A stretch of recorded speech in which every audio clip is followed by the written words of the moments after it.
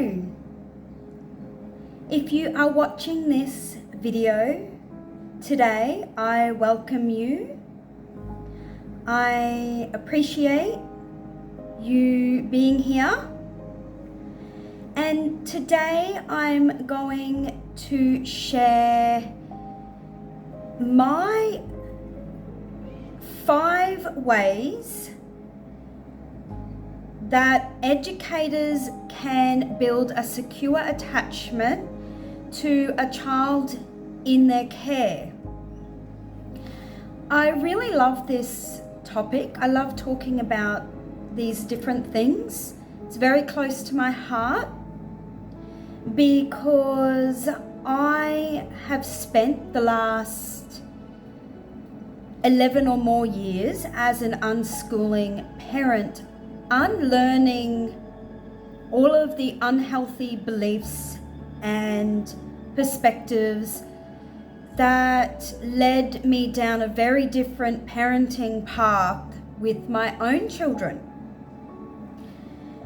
And I'm very passionate about sharing the benefits and miracles that have come about and the magic that has come alive in myself as a mother and my family through having a different approach to children and development, and having seen how that can build even stronger connections with myself and my children. Not only that, then going into the public childcare system to work with other children who are not my own, and using these principles that have been my foundation with my own family in this kind of environment with these children, to see that it actually works. And it has been such a joy for me knowing that I walked away from my job as a lead educator in a public childcare centre, having built strong relationships with each of the children in my room. And I'm going to share with you what these 5 ways are. Now, if you don't know me, if this is the first video you're watching, my name is Leisa Coleman. I am an early childhood educator. I did work in a childcare centre for 15 months and recently left to start my own family daycare centre, which is where I am right now. So as I said, I am very passionate about sharing the ways that have evolved for me, and I have a different view on life and on children and childcare and parenting and all of that, and I just want to bring some of it to others who may be struggling, educators who may be working in a childcare centre and want to develop close relationships with the children, or whether you're a parent. This actually applies as a whole for me, not just for children in a childcare centre as an educator, but to your own children as a parent. These 5 ways apply no matter what setting. But for today, I'm going to focus on it being in a childcare setting, just keeping in mind that if you have your children at home, that you can use these same guidelines or practices and see if it works for you. So I've got my notes here. So I'm going to go into 5 ways an educator can build a secure attachment to a child in care. Now, this is probably the most important. one. Trust is very important to me. Now, what does trust look like for a child in our care as an educator? Trust to a child feels like their feelings are validated. So in order to build a secure attachment to a child, whether it's your own child or your child in care at a daycare center, they need to know their feelings are safe with you. So the quickest way to build trust with a child is to never shame them for their feelings, to never make their feelings wrong, to let them know that they can express their emotions, whether that's anger, frustration, sadness, if they want to cry. We don't want to shame the child for having feelings, and the quickest way to build trust is to let them know that whatever their expression is in the moment is accepted and safe. Now, this is going to make that child feel confident that they can feel and be themselves in your presence. It's a very important one. So this is not going to be easy for an educator or even a parent if you yourself have wounds, childhood wounds around not accepting your own, not having your own feelings accepted by others around you as a child. So if you have grown up and your conditioning sort of taught you your feelings were not okay or acceptable, then you may be in resistance to your own emotions, and that's going to be a big trigger for you when other children in your presence react intensely or have strong emotions. So it is important that if you want to set the foundation for trust with other children to express their emotions, you need to also be on the path of accepting your own emotions and trusting yourself with your own deepest feelings. Okay. The next one. So this is a big one as well. What I mean by help is being there for the child when they need you the most.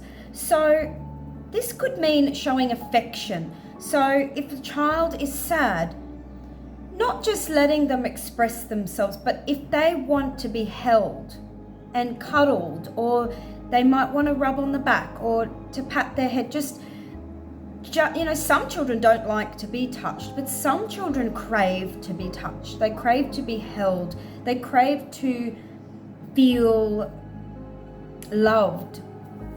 Affection can help children, especially in the midst of a meltdown or their parent has just dropped them off. That can be a big help. Things like giving them their comforters if they ask, or if you know that they have a comforter like a dummy or a teddy or something, making sure that you give that to them when you feel that they need it or are seeking it out. Meet their needs for food and rest, so not restricting food, helping them if they are hungry in between meals, not telling them that they need to wait another hour or two for lunch. Let them have something to eat. That is meeting a physical need of theirs. If they want to rest and it's not rest time, they need to be supported to be able to find a quiet place to rest and to get away from other children. So helping them, even if they are not tired, helping them to still relax quietly, but not forcing them to sleep. So if you are there whenever that child needs help, and you do the best you can to be of help and of service any way you can, that's going to be a big asset, and it's going to bring that child much closer to you. Again, if you have strong beliefs and perspectives around what's right or wrong with children, such as children shouldn't cry, children shouldn't get angry, children should not eat all day, they should eat their meals only, children need sleep. If you have these firm beliefs, you aren't going to be of any value or help to a child whose needs are different to the things you believe they need. So it's very important also, if you are wanting to build a secure attachment with a child through helping them, then you need to be in a perspective of allowing their version or their perspective of what help is to be real and true for them.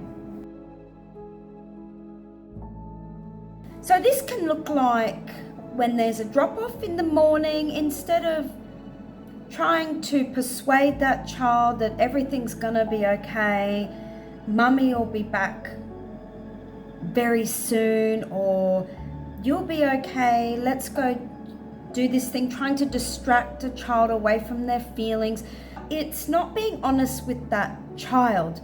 We owe it to these children to tell them the truth at all times, provided it's not going to harm them, or it can be, if it is a benefit, like saying, mummy has gone to work, you're going to stay with me today, and you can be upset and cry, it's okay, but you can't go home right now.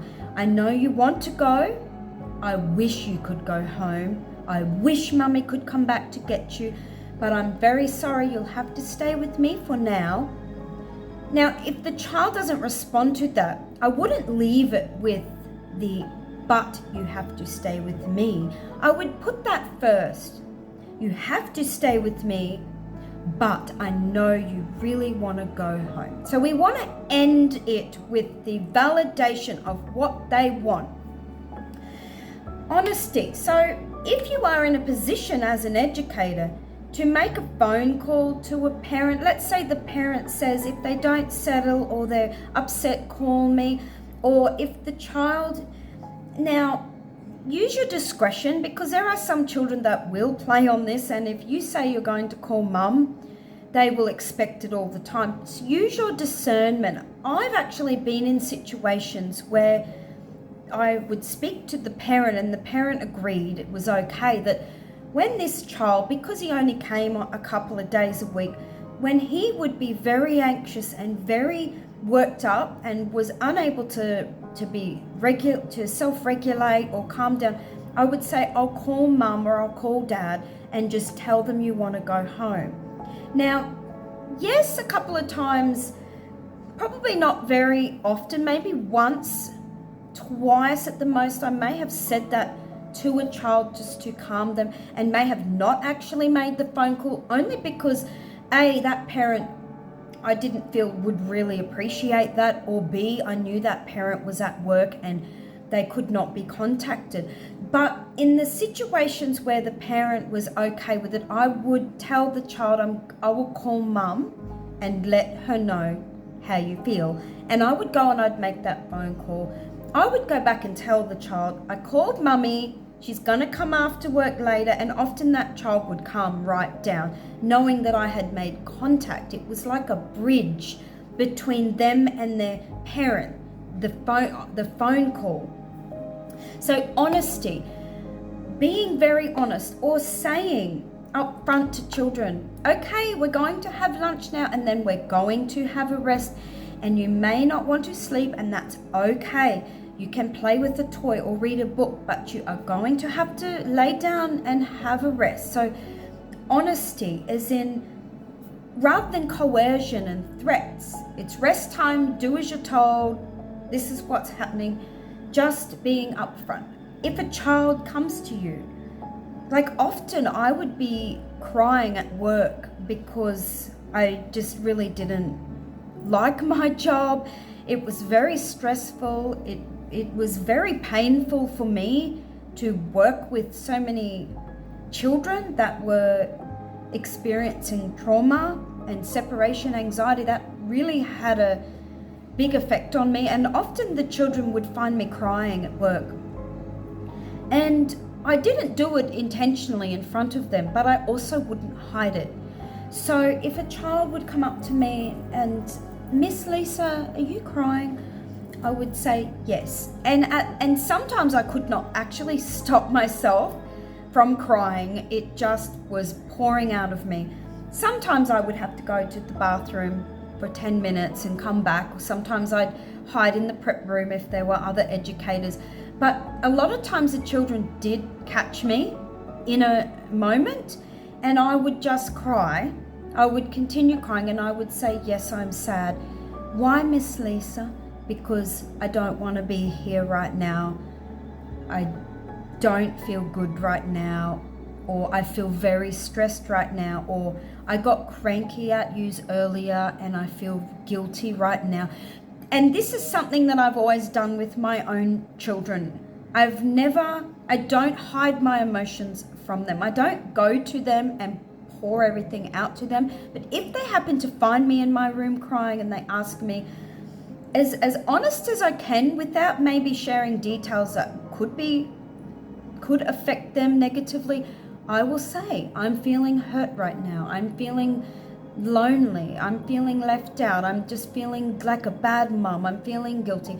And I would do this with the kids at daycare as well. And if they wanted to cuddle me and help me feel better, I would not deny them of that privilege, because children actually they are natural comforters. They love to show empathy towards other people. So honesty is a big one. That's really, really going to build such a strong connection with a child.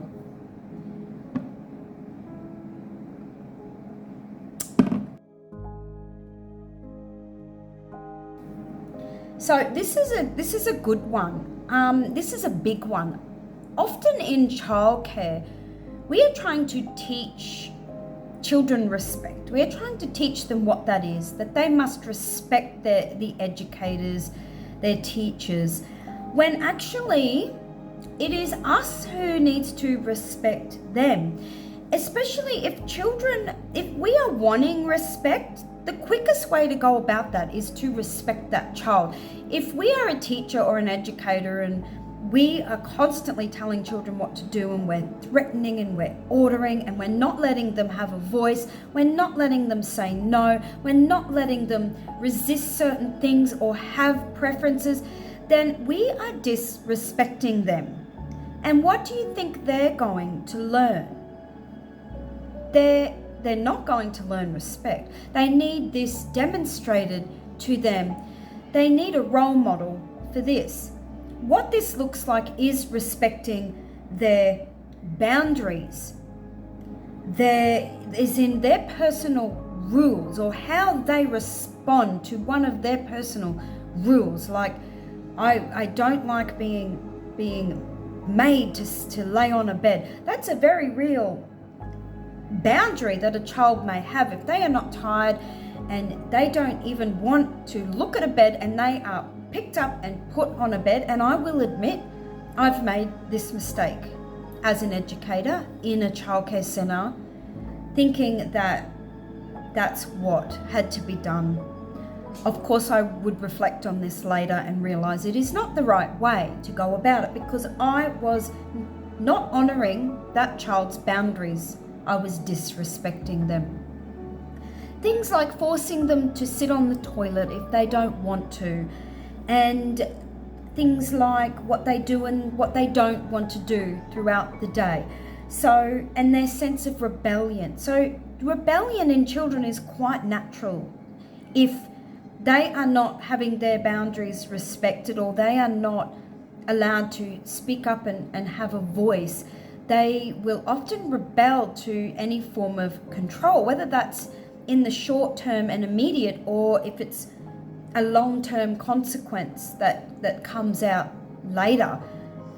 So respect is a very quick way to gain that child's trust and attachment. Very important. And the last one is, actually, I think there's 6 here. 2, 3, 4. Maybe there is, because I've added another one here. Number 5 is play.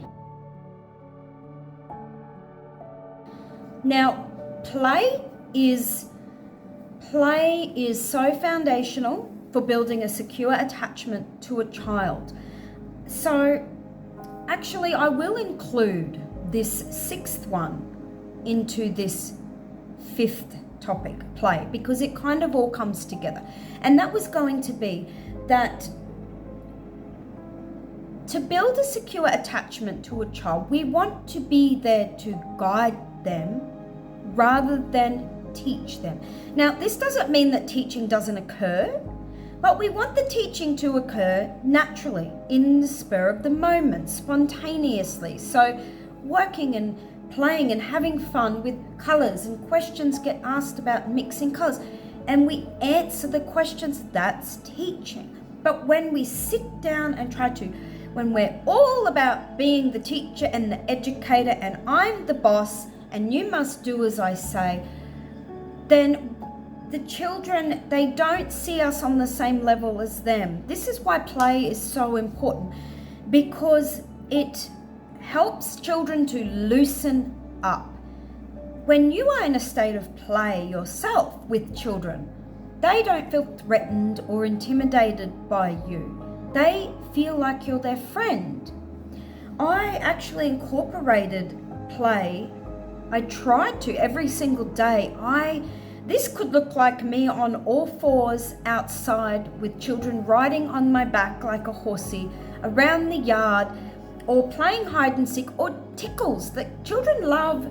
Well, most children, not all, love tickles and games, and they want you to laugh and giggle in a silly way so that they can feel like, wow, she gets me or he gets me. When you play with children, you're being childish, and you make it easy for children to relate to you and see you, and it makes them feel seen by you. When children are seen by you and truly seen, truly recognized, truly understood, then they are going to feel such a strong bond with you. They are going to trust you, because you aren't hovering over them, trying to tell them what to do, trying to teach them about the world, whether they want to know it or not.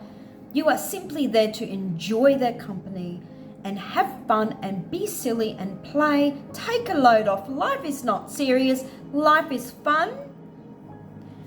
That's amazing. That's going to be so helpful for the children. So I'm going to leave it there. I hope this has been helpful.